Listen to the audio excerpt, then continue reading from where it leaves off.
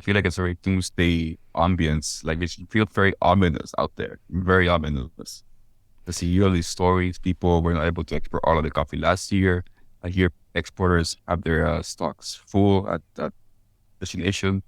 So this is like storm is like building up. I feel like. This episode is proudly brought to you by Mapper Forward's workshop. It's time to become a coffee consultant. Learn how to diversify your revenue streams and create freedom from your day job while saying goodbye to that alarm clock forever by becoming a consultant within the coffee industry or directly to consumers who have shifted towards home brewing and home roasting. Protect your income from challenging times in the coffee value chain by taking this course today. Go to mapperforward.coffee/workshops or click the link in the show notes for details.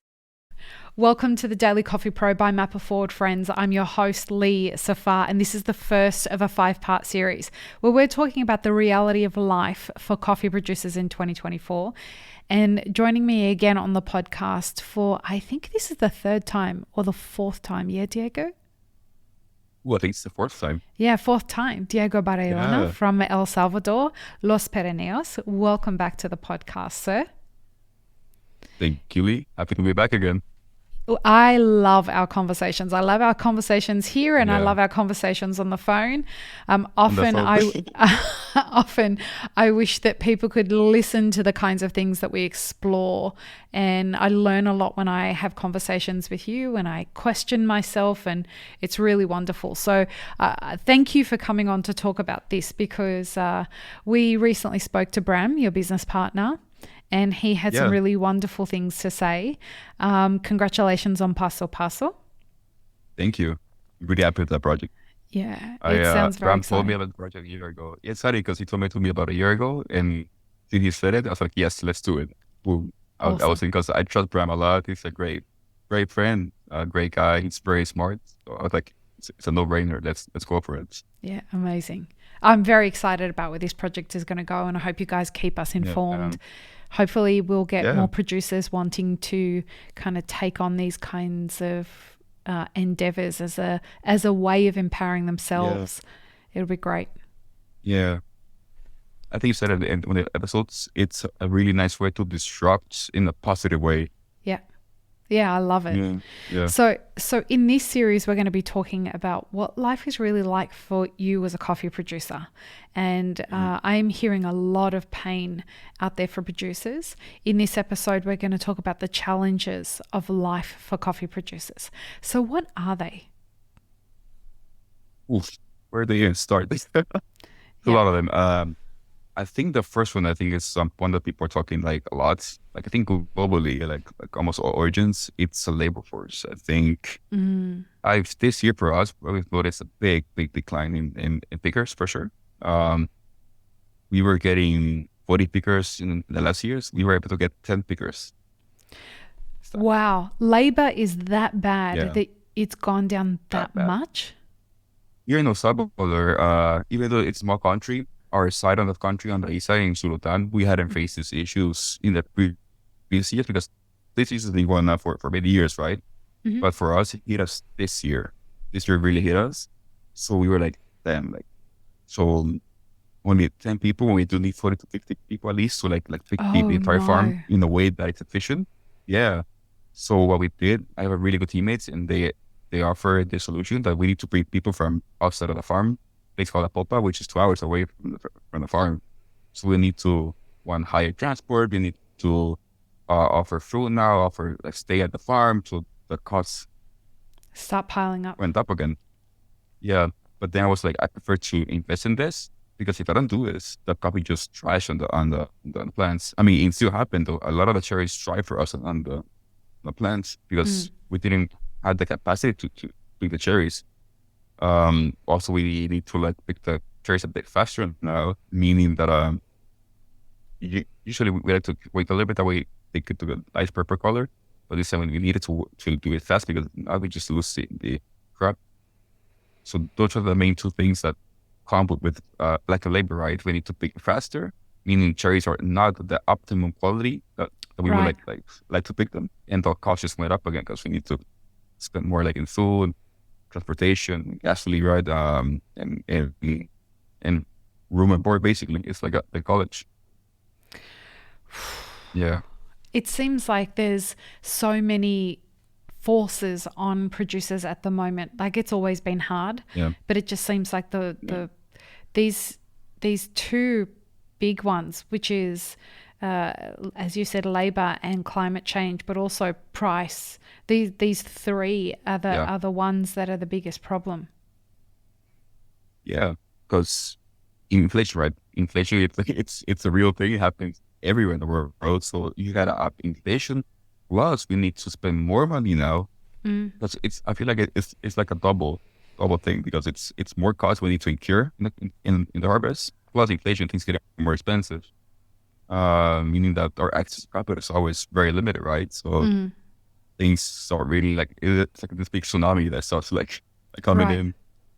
And Yeah, and there's a lot of how are people responding to you with regards to that? Like it seems like whenever like the buck has to stop somewhere. The inflation keeps going and going and going on the consuming end.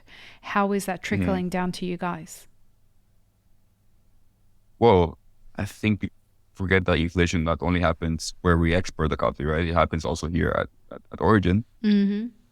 So I've been trying to have conversations with people, maybe pushing a price not too much because it's not about like charging a sorbet amount of money for the coffee. I know that, but I have like price quotation for like our production per pound per quintal, so we know how much it costs us to produce coffee to the export point. We know all of the labor or all the cost shapes in our production part. Mm-hmm.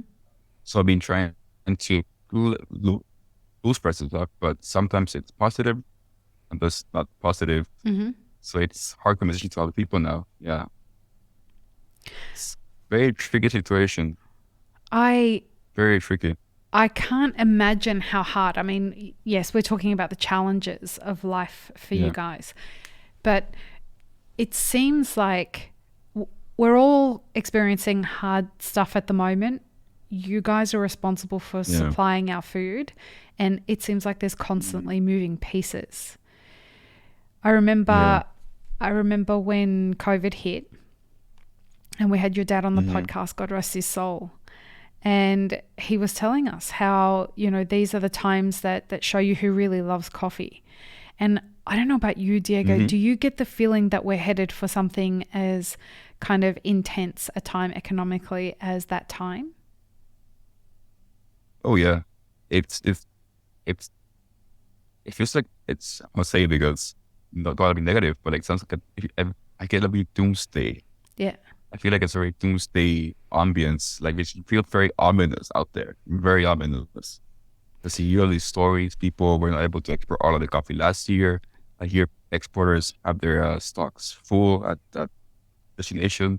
So this is like storm is like building up, I feel like. And you hear about people also having trouble with like their own finances, housing is expensive. Here in suburb life is very expensive also. So it's just like thing just like building up like a volcano. Yeah. And remind people you're not like you're fifth generation or sixth generation coffee I'm producer. fifth generation. You're I'm fifth fifth generation. generation. And you've been Yeah. producing coffee for 4 years? Myself 4 years, yeah. 4 years.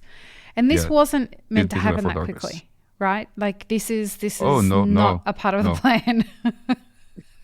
It was no like people know my story. Like my life completely got changed 4 years ago. I used to live in Barcelona. I was a SAP consultant.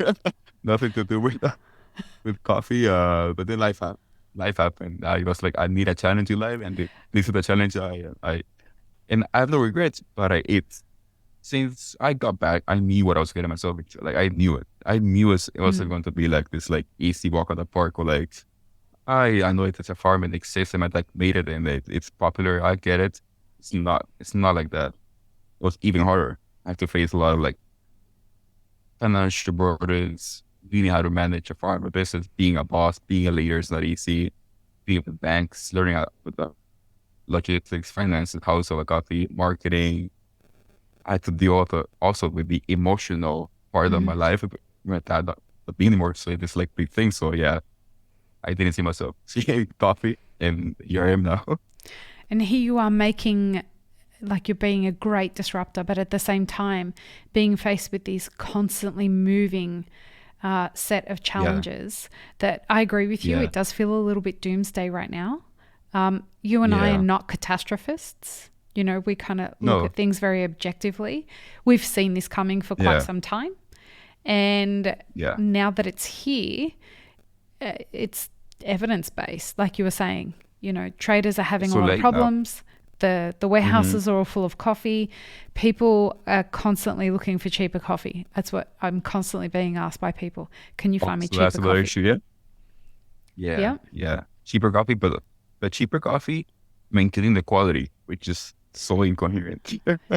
It that's the wild thing. Like, after everything that we've been talking about for years, not just us on the podcast, but the industry, people still Yeah, have the audacity to go to a producer of all people and say, "Can I have the same coffee, but I just need it cheaper because inflation's kicking the shit out of us?" What the yeah, actual fuck? The fact that yeah. people have the Yeah, audacity to say that kind of thing is just wild. Instead of doing the work yeah, that's necessary to explain the situation to customers. yeah. Yeah, because I guess the consumer, I mean, if we people boost prices on origin, I guess the consumer, yeah, it's way more expensive, but I don't, it's like people don't chip out on beer. You don't go to a bar and say, Yeah. oh, no, that's too expensive. No. Or I think Bram and our episode said about like, oh, give me a cheap Land Rover. Yeah. They said that, like, Not going to happen. not gonna happen, yeah. But why do people try to discount coffee? And not people, because I know people in this industry realize how complicated it is to grow coffee. And if you want quality, it's even more complicated because the expectations are very high, the standards are very high. But if we can talk about all this like burdens and burdens every single year is very volatile. And it's funny because it's a very volatile industry. It Mm. changes. I think every 6 months I've seen new trends and things are changing so fast. But on the farming part, we don't have 6 months to change everything. We need at least 4 years to like Yeah, right. for a change. Yeah. So I think farming it's not compatible. It's not like agree with like how fast paced the other end of the industry is. That's what I feel something things. Yeah. Tell me something. What's it Move like as a along. coffee Yeah. producer when you've got coffee roasters coming to you trying to tell you how you should grow your coffee? I've never asked you that, have I? In our No, no, conversations. never. No. What is that Yeah. like for you? Luckily, I haven't been through that. I think I'm very lucky that people haven't told me how to grow my coffee or how I'd to farm. love to see them I've been dare. starting tips. Yeah. I've gotten tips on how to like really process the coffee, processing methods. I mean, I respect that. I mean, in the end, it's in the end, I am the one who decide, right? I'm Right. the one who say no, yes. I think my dad was very open also. I think it was too open sometimes Yeah. on how to process. But I do hear stories of people going to other farms and feeling that they know how to run a farm, and that's like, Wow. so why don't you do it? Right? Yeah, yeah. Yeah, wow. It is like savior complex, maybe sometimes. Yeah, I don't know what it is. Like, I Yeah, think at best it's yeah, a savior complex. At worst, it's probably yeah, some kind of narcissism of yeah, I don't know, people thinking that they know better than what a producer does about how to do something. yeah, I've never been able to understand it, and I tell you, the trolls and the meme part of our society in the coffee industry are having a fucking ball with it right now. yeah. I think I saw a meme from Alan Gerard. Uh-huh. I think Shout out to he Alan. makes really good memes. Yeah, yeah, yeah, yeah. He has really good memes. Yeah, he does. Especially on this Yeah. subject. Especially on Yes. this subject. Yeah. Yeah. So, we, as we go through this series, we're going to really get an insight, a very deep insight into what it is for producers at the moment. I Hmm. am seeing a lot of producers very disheartened.